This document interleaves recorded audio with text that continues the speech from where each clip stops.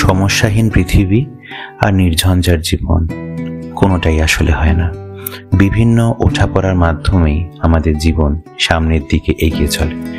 চলমানতাই তার একমাত্র পরিচয়। কিন্তু এই জীবনে চলতে চলতে মাঝে মাঝে একটু থামতে হয়। আজকের ভিডিওটা সেরকমই এক থামার গল্প বলে, এক টুকরো প্রকৃতির মাঝখানে।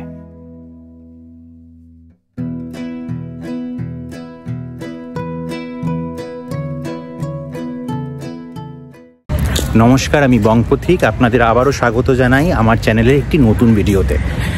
পুজোর মরশুম শেষ হয়েছে আর শহরের দরজায় আস্তে আস্তে কড়া নাড়ছে শীতের হাওয়া।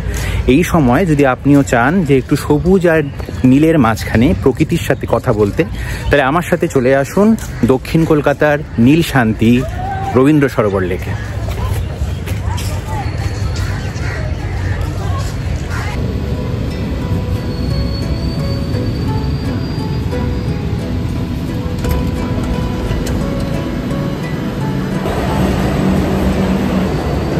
রবীন্দ্র সরোবর মেট্রো স্টেশন থেকে মাত্র কয়েক মিনিট হাঁটলেই 5 নম্বর গেট দিয়ে আপনারা ঢুকে যেতে পারবেন এই লেকে।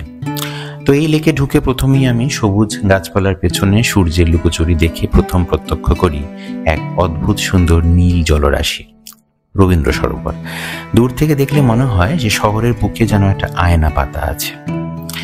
এই লেকে সকাল বিকেলে অনেকে হাঁটতে আসেন, কেউ ব্যায়াম করতে আসেন, বা কেউ বা বেঞ্চে একা বা কোনো সঙ্গীকে নিয়ে চুপচাপ বসে থাকেন। তাদের সঙ্গী হয় শুধু জল আর বাতাসের শব্দ। এই জায়গার ইতিহাস প্রায় 1 শতাব্দী পুরনো। এখানে একসময় ছিল ছোট ছোট জলাশয় আর বেশ কিছু খালি জমি। 1920 সালে ক্যালকাটা ইমপ্রুভমেন্ট ট্রাস্ট শহরকে সাজানোর পরিকল্পনা নেয়, আর তখনই তৈরি হয় এই কৃত্রিম লেক রবীন্দ্র সরোবর। পরে রবীন্দ্রনাথ ঠাকুরের স্মৃতিতে এর নাম হয় রবীন্দ্র সরোবর।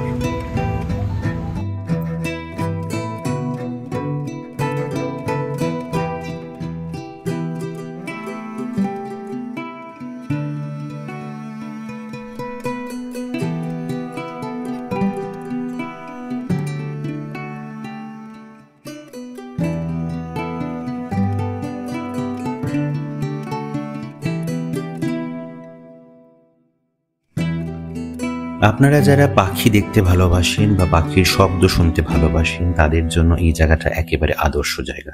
তার উপরে উপরি পাওনা হবে ক্যালকাটা রোয়িং ক্লাবের সদস্যদের নৌকো চালানো দেখা।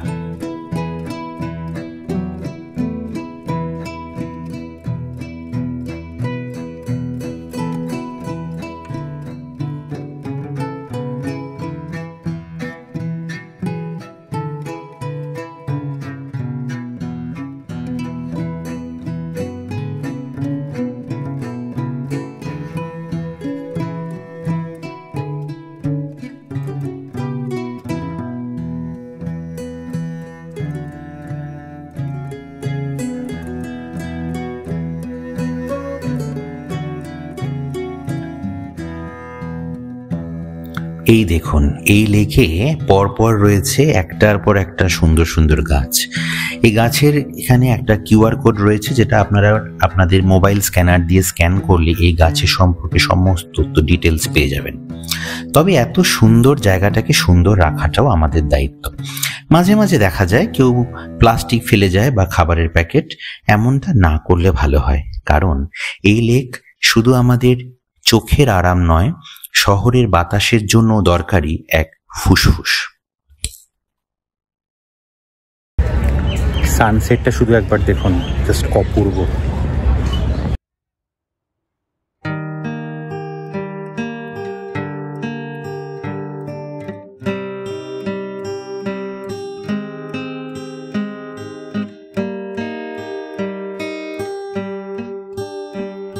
দু চোখ ভরে সূর্যাস্তে নয়নাভিরাম দৃশ্য উপভোগ করার পরে আমার পরবর্তী গন্তব্য ছিল দুর্গা মিউজিয়াম, অর্থাৎ মা ফিরে এলো।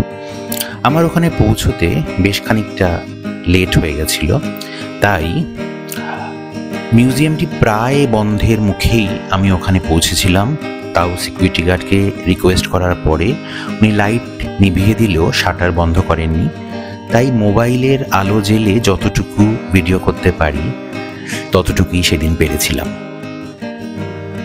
তবে দেখুন, এই প্রায় নিভু নিভু আলো এবং পরন্ত শাটারের মাঝখানেও দুর্গা প্রতিমাগুলোকে কিন্তু ভারী সুন্দর লাগছে।